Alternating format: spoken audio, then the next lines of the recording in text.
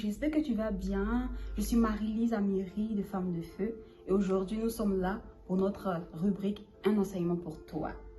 Avant de commencer, j'aimerais que tu puisses écouter avec moi cette adoration de... Elle s'appelle comment déjà? Lorraine d'Aigle. J'aimerais t'expliquer déjà ce qu'elle dit dans la chanson pour que tu puisses te retrouver. Elle présente à Dieu ses faiblesses. Elle présente à Dieu ses incapacités. Et pendant qu'elle les présente à Dieu, Dieu lui dit, tu sais, moi je te dis, tu es forte. Moi je te dis, tu es aimée. Aimée par qui? Mon Dieu. Moi je te dis, tu peux penser que tu es perdu, tu n'as pas de repère, mais moi je suis là, tu es à moi. Il la réconforte au fait par ses dires. Et donc j'aimerais que tu te connectes à ces paroles, même si c'est en anglais, c'est pas grave. Et commence à penser à l'amour de Dieu. À l'amour de Dieu qui te définit au fait. Voilà, avant qu'on puisse parler d'autre chose aujourd'hui, connecte-toi à ton Dieu, de là où tu es. Amen. Donc je vais augmenter. Hein?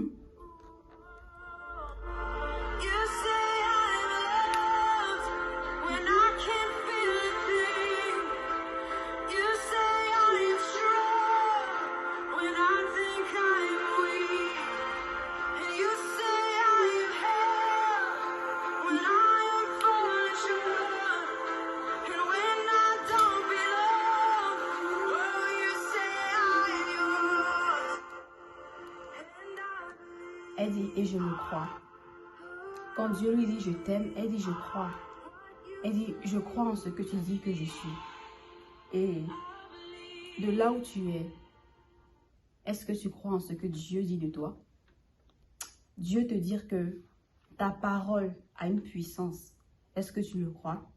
Dieu te dit que ce que tu déclares, que ce soit sur ta vie ou bien sur la vie d'une personne, a un effet dans le monde spirituel et même dans le monde physique. Est-ce que tu le crois? Quand tu parles là, est-ce que tu crois que ta parole a quelque chose de fort? Tu as deviné, non? C'est de ça qu'on vient parler. Les paroles. Mais pas n'importe quelle parole. Il s'agit de la femme. Et j'aimerais dire à quelqu'un, femme, modère tes dires. Amen. C'est ça le thème d'aujourd'hui. Femme, modère tes dires. Modère tes dires. Modère tes dires. La modération, c'est une vertu. Une vertu qui te permet de mesurer avec sagesse au fait, en toute chose. Mesurer quoi? Mesurer tes paroles. Comme aujourd'hui, on parle de tes dires, ce sont tes paroles. Mais je ne voulais pas dire parole parce que généralement, la parole englobe trop de choses. Dans la parole, il y a la parole écrite. Parce que tu peux écrire des choses, et puis on dit c'est la parole d'une femme, elle a écrit tout ça. Il y a la parole qui est parlée, il y a la parole entendue, il y a des choses, ça. Il y a trop de composantes dans la parole. Donc, je voulais juste dire, tes dires, comme ça tu sais que c'est ce que tu te sors de la bouche là. C'est de ça qu'on parle aujourd'hui. Donc, quand je dis modère tes dires, je veux dire use de modération lorsque tu parles. Use de modération lorsque tu t'adresses à quelqu'un, peu importe la personne. Donc, on va ici traiter aujourd'hui avec qui parler, pourquoi parler, comment parler et même quoi dire. Parce que ce n'est pas parce que tu as la possibilité de parler avec quelqu'un que tu dois tout dire ou bien que tu dois dire tout n'importe comment. Je ne sais pas si tu me suis un peu. Donc, on va vraiment parler de manière assez restreinte sur comment modérer ses dires. Donc, j'étais en train d'expliquer que la modération est une vertu. Et un autre synonyme de la modération, c'est la tempérance. Et la tempérance, c'est un fruit de l'esprit, n'est-ce pas? Il y a la bonté, la bénignité, il y a la tempérance là-dedans, il y a l'amour. Tout ça, ça fait partie de l'amour. Mais la tempérance et la modération, c'est quelque chose que malheureusement, les femmes n'ont pas. Je ne veux pas pointer du doigt, je suis une femme aussi. So. Mais il faut qu'on puisse mettre l'accent sur des choses qui sont très importantes pour nous, pour que demain, cela soit des vertus pour nous. Si tu n'as pas eu à apprendre à modérer tes paroles, aujourd'hui, tu vas comprendre pourquoi il est important de modérer ses paroles et pourquoi aussi, en tant que femme, tu dois le faire. Voilà, c'est ça la raison pour laquelle nous sommes aujourd'hui en train de parler de modère tes dires. Les femmes, nous avons une puissance. Il n'y a pas que les femmes d'ailleurs. Toute personne a une puissance dans sa parole. Mais encore plus la femme.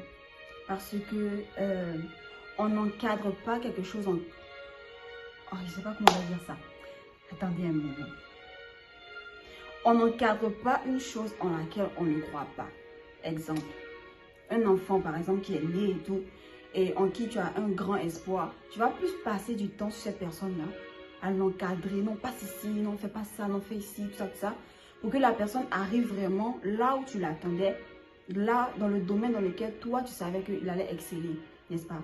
Donc plus tu passes du temps sur quelque chose à l'encadrer, plus ça démontre l'intérêt, ça démontre l'importance et la fierté que cette chose peut te donner en retour.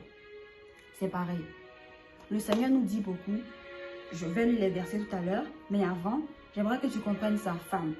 Le Seigneur parle à tous ses enfants, femmes, hommes, enfants, tout le monde. Dire que ta parole a une puissance, ta parole déclenche quelque chose dans le spirituel et qui agit dans le physique et tout.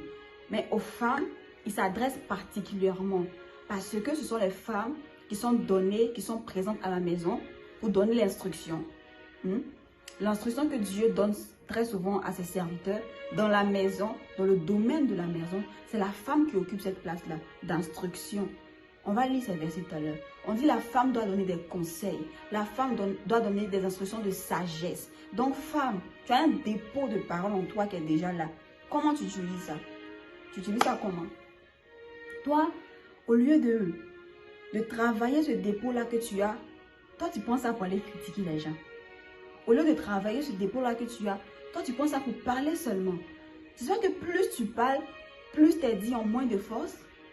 Même Jésus, il a dit, lorsque vous priez, ne multipliez pas de vaines paroles pensant que vous serez exaucés. C'est-à-dire que ce n'est pas à force de parler là qu'on peut montrer que tes paroles ont de l'importance. Ce n'est pas parce que tu parles beaucoup que tu es quelqu'un de, je ne sais pas, d'imposant. Généralement, on dit, l'eau qui dort là, c'est dangereux. Il y a quoi? Fais-moi un peu ça là. Ou bien, tu vas comprendre pourquoi je dis ça. Lisons le passage de Éphésiens 4, le verset 29 au verset 30. Ce passage dit qu'aucune parole mauvaise ne sorte de votre bouche. Dites seulement des paroles bienveillantes qui répondent à un besoin et qui sont constructives pour faire du bien à ceux qui vous entendent. N'attristez pas le Saint-Esprit de Dieu qui est en vous. Il est pour vous la marque personnelle attestant que le jour viendra où Dieu vous délivrera complètement du mal. Je disais que, femme, tu avais quelque chose en toi qui te donnait d'avoir une sagesse déjà, pour être instructive, pour donner des conseils, des instructions, des paroles de sagesse et tout. Mais toi, tu utilises ça mal. C'est ce que je disais, n'est-ce pas? Et là, on vient de lire que nous avons un esprit en nous qui doit attester de la délivrance du mal à venir. Et toi, on te dit que tu as un esprit en toi qui atteste que déjà tu es délivré du mal et même que ce mal-là, non seulement il est déjà quitté, mais en plus il sera encore ôté une deuxième fois lorsque le Seigneur reviendra et tout. Tu as ces deux choses-là par la présence du Saint-Esprit en toi. Mais malgré ça, tu te permets de critiquer. Malgré ça, tu te permets de parler sans raison. Malgré ça, tu te permets de divulguer des informations, par exemple, qu'on t'a données en guise de confiance. Quelqu'un se confie à toi et toi, tu te permets de divulguer ces informations. Pourquoi? Parce que tu as une bouche ou bien une langue pendante. Aujourd'hui, j'aimerais vraiment parler de ça, car la société nous fusille trop là-dessus. Et malheureusement, ils ont raison, ceux qui en parlent. Parce qu'on a l'habitude de voir que là où il y a plus de problèmes, c'est là où il y a beaucoup de femmes. À cause de la bouche. C'est pas parce qu'on est mauvaise ou quoi, mais c'est parce qu'on n'arrive pas à dompter notre langue. Pourquoi? Parce que la Bible est claire. Là où il y a la loi, c'est là où le péché peut rentrer. Tant qu'on ne t'interdit pas une chose, tu n'as pas senti le besoin de faire la chose pour savoir quelle est la conséquence qui est derrière. Donc c'est un peu ça. Aux hommes, le Seigneur n'a pas mis une précision sur le fait qu'ils ne doivent pas être non médisants. Mais aux femmes, le Seigneur a donné cette instruction-là. Femmes, soyez non médisantes. On va lire le verset plus tard. Mais aujourd'hui, tout à l'heure là, j'aimerais que tu puisses comprendre Éphésiens 4, le verset 29. On va décortiquer Éphésiens 4, le verset 29. Le premier point, la Bible dit, qu'aucune mauvaise parole ne sorte de votre bouche. Là, tu as dit, on parle de tout le monde. C'est pas faux. Mais retiens le tout le monde pour aller rentrer dans ta particularité. Si tu as maîtrisé la généralité, tu vas maîtriser ta particularité aussi. Donc, on dit qu'aucune mauvaise parole ne sort de ta bouche. Et quand le Seigneur dit mauvaise parole, de quoi il parle? Il explique. Il dit, dites seulement des paroles bienveillantes. Quand on dit une parole est bienveillante, ça veut dire l'intention avec laquelle tu parles est bonne. Quand on parle de la bienveillance, c'est l'intention d'action. Avec quelle intention tu parles à quelqu'un? Lorsque tu t'adresses à une personne, est-ce dans l'intention de lui faire mal? Est-ce dans l'intention de lui faire du bien? Est-ce dans l'intention de le pincer un peu, de le frustrer? Quelle est l'intention avec laquelle tu parles? N'oublions pas à qui on a affaire. On a affaire au roi des rois. On a affaire à celui-là qui sonde les cœurs. On a affaire à celui-là même qui connaît ce qui se passe dans ton cœur pendant que tu es en train de m'écouter, qui se passe dans mon cœur pendant que je suis en train de parler. On a affaire à celui-là qui connaît ce qui se passe dans les cieux, sur la terre, sous la mer, partout, au même instant. Tu ne peux pas te cacher devant lui. Et donc quand il dit, dites des paroles bienveillantes, il sait pourquoi il parle comme ça. L'homme peut se dire que non, ce que tu dis là c'est bien, mais l'intention avec laquelle tu parles est malveillante. Avec quelle intention tu parles? 1. Numéro 2.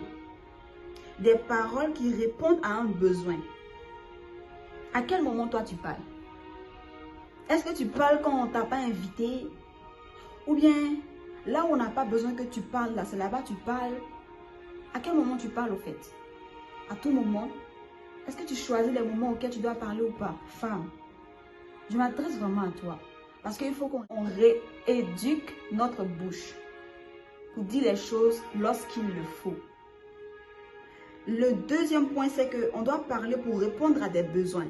Si quelqu'un a besoin d'informations, tu lui donnes l'information si tu l'as. Si quelqu'un a besoin de conseils, tu lui donnes le conseil si tu en connais. Tu n'en connais pas, tu ne parles pas. Parce que son besoin, c'est un conseil. Tu n'as pas ce dont il a besoin, tu te tais. Sinon, quand tu lui donneras une chose dont tu n'as pas, ce sera comme si tu seras en train de mentir. N'est-ce pas? Comme une information. On te demande, est-ce que tu sais où se trouve, je ne sais pas quoi, le gobelet? Tu dis non, je ne sais pas où ça se trouve. Tu as répondu aux besoins. À cause de ce que tu dis que tu ne sais pas, il va aller demander à une autre personne. Mais tu dis, oui, oui, oui. Non, mais j'avais vu ça hier. On dirait que c'est là-bas. Tu vas perdre son temps. Parce que tu ne sais pas où c'est. Il va aller chercher, il ne va pas voir. Il y a quoi? Ça, c'est un petit exemple. Mais dans les petites choses, si tu es habitué à faire ça, tu vas faire ça dans les mêmes choses, dans les grandes choses.